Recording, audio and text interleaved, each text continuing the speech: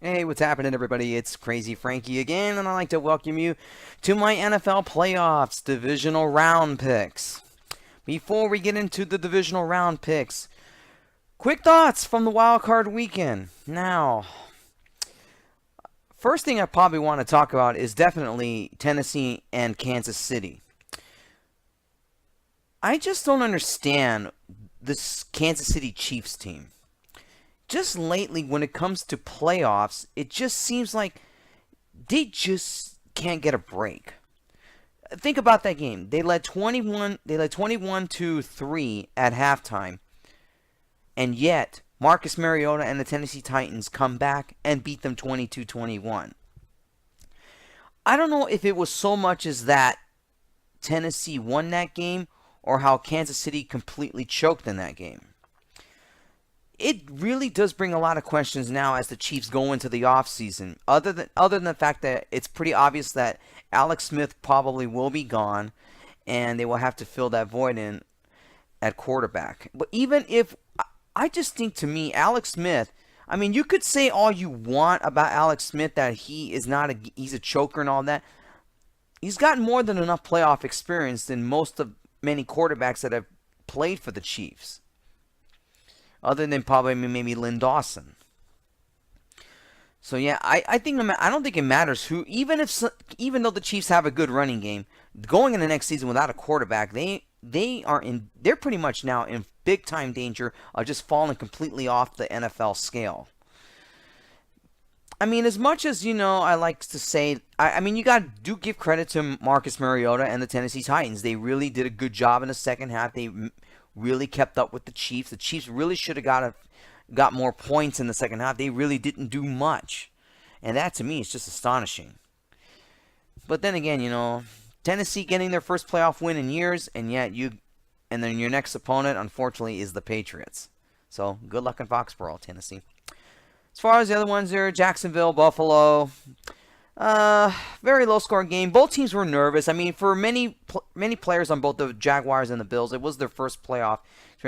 It's hard for me to say about whether or not that there were some bad calls. There were more bad calls in the Chiefs and Titans game than there was between Jacksonville and the Bills. Both teams were nervous. I mean, for many players on that team, it was their first full playoff experience. The Jaguars barely won that game 10-3, and for Jacksonville, their next opponent is the Steelers. So the Jaguars, good luck to them. As far as on the NFC side, the Falcons beating the Rams was no surprise to me. The Rams were not ready, even though they have a good very young up and coming team. They just weren't prepared. I like Sean McVay, but I just think no matter how much preparation he had, the Falcons had too much playoff experience, and the Rams picked a bad opponent to start the playoffs, and there was no way, no how that the Rams were going to win that game last week. I knew the Falcons would go into the Coliseum and pretty much just do a number on the Rams. But don't get me wrong, if you're a Rams fan, if there's any in LA, to be quite honest with you, but if you're a Rams fan and all that, you should be encouraged, though, going into the next few seasons. You have a contending team to really look forward to in the next few years, especially with the new stadium opening up in Inglewood. So, yeah, this is going to be a team to be reckoned with in the next few years. And obviously, it's going to be a two-team race in the NFC West. I don't see Seattle going anywhere as far as Arizona as well. It's really going to be between the Rams and the 49ers, kind of like the old days when they used to have they had that heated rivalry back in the 80s. And as far as the Saints and Panthers game, this was really the game of the week. That was really the game of the week last week. It was pretty obvious. Very good scoring game and all that. I mean, there's a lot of controversy of what happened with Cam Newton as far as concussion protocol. I mean, you could just tell from that forward, though, that he really did have a concussion, and I don't know how he got back into that game. But before I even say anything more about that, I got to go back to the New Orleans Saints here for a minute here. That 4th down and 1 near the end of the game really just scratched my head. I don't understand why Sean Payne really is a gambler. I could see. But in that kind of situation, when it's 4th down and 1, you didn't convert on the first down to try to run out the clock, you go for it and you didn't get it. you leave the Panthers near midfield, giving them good field position, and he almost ended up winning that game too. Luckily, Saints defense bailed them out. But now that they got an even tougher task ahead against the Minnesota Vikings this weekend, I should say, it's gonna be quite interesting. All right, guys, let's now talk about the divisional picks, shall we? Let's convene first in the AFC. AFC divisional game, the Tennessee Titans and the New England Patriots. I'm not going to spend too much time on this pick because the Patriots are 13.5-point favorite in this game, and I'm sorry if you're a Tennessee Titans fan. I'm giving you guys no chance whatsoever. Even though right now, a lot of you are going to say, well, what about the current status in the media and all that between the heated tension between Belichick, Robert Kraft, and Tom Brady right now? Look, it's not going to play a factor in this game. Even if the Patriots play poorly in this game, I just don't see anyhow Tennessee beating them.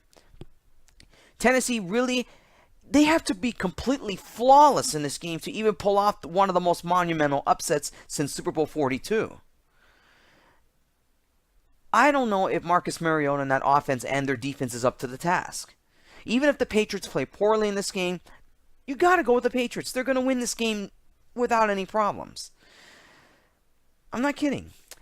I'll give you some quick stats to get it out of the way. Mariota last week, 19 of 31, 205 yards, 2 touchdown passes, and was intercepted once in that game. That interception can play an even key. If you think that one turnover was still a good performance from Mariota, get ready. He's gonna have a lot more than one interception in this game. Brady in week 17. 18 of 37, 109 yards, 2 touchdown passes, and no interceptions. There's no way even if Tom Brady plays poorly in this game, they're not going to lose to the Titans. This is a give me. They're a 13.5-point favorite, and that's about right.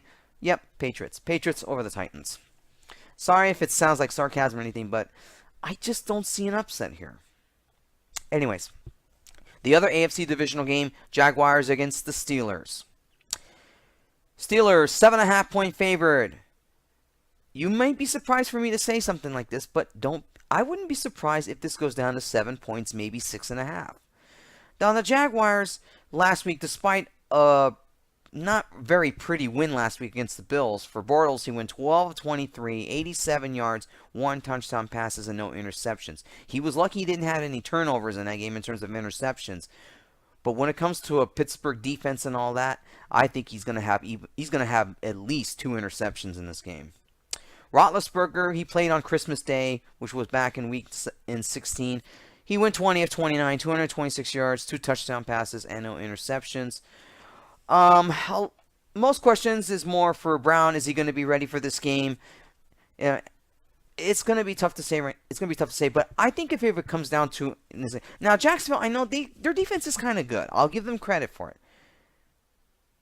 But when it comes to playoff experience, Pittsburgh has it. You got to go with the Steelers in this game. It'll be. I wouldn't be surprised if this is a much closer game than I thought. But I'm just going to be completely honest with you. I just think both AFC divisional round games are going to be no contest. This was made for it to be the Steelers and the Patriots in the AFC Championship. I just don't see any upsets between these two games.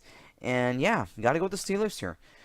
It could be a close game, but I just think Pittsburgh is just going to be too much for Jacksonville. It ain't going to be a repeat of the earlier meeting in the season where Roethlisberger got intercepted 4 times.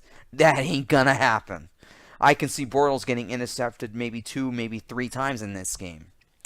So yeah, I think the Steelers win probably by 13 points. It won't be a big blowout like the Patriots will be against the Titans, but I can see Pittsburgh winning by maybe at least 13 points in this game. I don't see Jacksonville beating them at all. Steelers over the Jaguars. In the NFC side, now NFC divisional round game. It is the Atlanta Falcons and the Philadelphia Eagles. Matt Ryan last week went 21 of 30, 218 yards, 1 touchdown pass, no interceptions. That was huge last week against the Rams.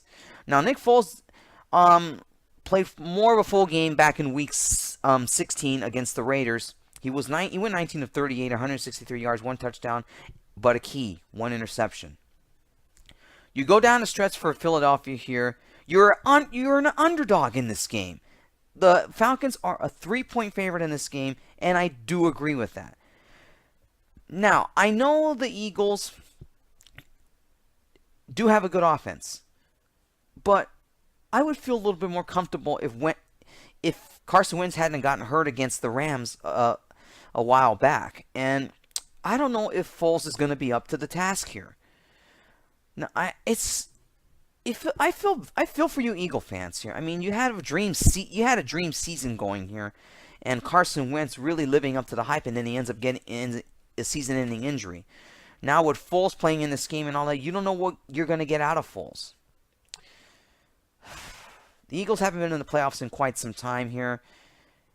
It's really painful for me to say this, though. I think the Eagles are going to be one and done for a number 1 seed. I can see them being out of the postseason this early. It's really tough for me to say this because I have a soft spot in my heart for the Philadelphia Eagles here, but without Carson Wentz, I'm giving this game to the Atlanta Falcons here. The Falcons are probably going to be more focused in this game. They're running, passing wise, Atlanta's got the advantage. Ryan and Matt Ryan. Running game, in terms of a running game, both teams are evenly matched. Defense-wise, they're about as evenly matched. But when it comes to passing, though, Atlanta wins in this category, and that is going to be a major key in this game, and that's why I'm going with the Falcons here. I think the Falcons will pretty much win this game here and send the Eagles going home. So yeah, Falcons over the Eagles. And the other NFC divisional game, the New Orleans Saints and the Minnesota Vikings. This is probably the game of the weekend right here. The Vikings are 4.5-point favorite in this one. I expect it to be much lower. 4 points, maybe 3.5 by the time this game starts on Sunday. Drew Brees last week went 23 of 33, 376 yards, 2 touchdown passes, 1 interception. Now, Keenum, last time he played was in Week 16 against the Packers, 21 of 29, 189 yards, 1 touchdown pass, and no interceptions here. Now, in terms of advantages here, Vikings technically do have the much better defense, but when it comes to offense here, the Saints have the advantage. Now, I know a lot of you saying that Case Keenum is playing the game, is really coming on here. He's really gonna. Yes, he's been in the league for quite some time, but has he been to the postseason? No, he hasn't. Again, playoff experience comes key in this game, but this will be a much closer game. It'll probably be the game of the weekend here. I expect this to be a very tight game for 4 quarters here. But when it comes to playoff experience, Drew Brees has it. The Saints have it. And I'm going out on the upset here. I think the New Orleans Saints go into Minnesota and upset them. Now, I know a lot of you are going to disagree with me on that. But I just think that it boils down to playoff experience, like what I said last week between the Falcons and the Rams. The Falcons had the playoff experience, the Rams don't. And when it comes to this game, the Saints have more of the advantage here. Drew Brees has been in the playoffs. He's been to a Super Bowl. They have more of the advantage, and their offense is a little bit better than Minnesota's. Minnesota may have the defense, but I can see Drew Brees lighting it up in this game. I think to me, then their running game technically is a little better than the Vikings is.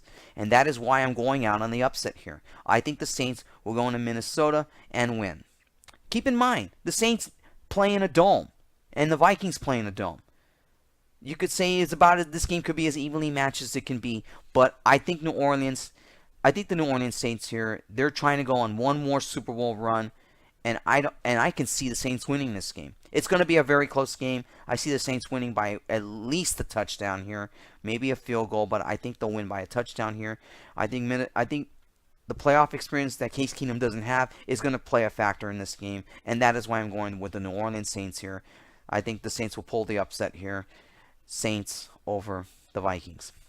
All right, that wraps up my picks for the divisional round. And of course, next week, guys, check my video for next week when I talk about my picks for the AFC and NFC championship games. Guys, enjoy your weekend, and I'll see you guys next week when I make those championship picks. Until then, take care and enjoy this NFL playoff football weekend.